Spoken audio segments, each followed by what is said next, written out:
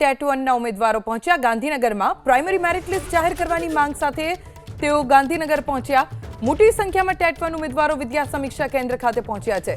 April 2026માં ભરતી જાહેર થઈ હતી। ભરતીમાં વિલંબ થતા ઉમેદવારોમાં રોષ છે। ઝડપથી ભરતી પૂર્ણ થાય તેવી ઉમેદવારોની માંગ છે। ઉમેદવારો કહી રહ્યા છે કે જ્યારે ભરતીમાં વિલંબ થઈ રહ્યો છે અત્યાર સુધી તેઓ કરે તો કરે શું। મોટી સંખ્યામાં ટેટ 1ના ઉમેદવારો ગાંધીનગર ખાતે પહોંચ્યા અને તેમનું કહેવું છે કે પ્રાઇમરી મેરિટ લિસ્ટ જાહેર કરવામાં આવે જેથી કરીને જે રોષ ઉમેદવારોમાં છે તે શાંત થઈ શકે। ટેટ 1 ઉમેદવારો ભરતીમાં વિલંબને લઈને આક્રોશિત છે અને પોતાની માંગ પૂર્ણ થાય તેવી વાત તેઓ કરી રહ્યા છે।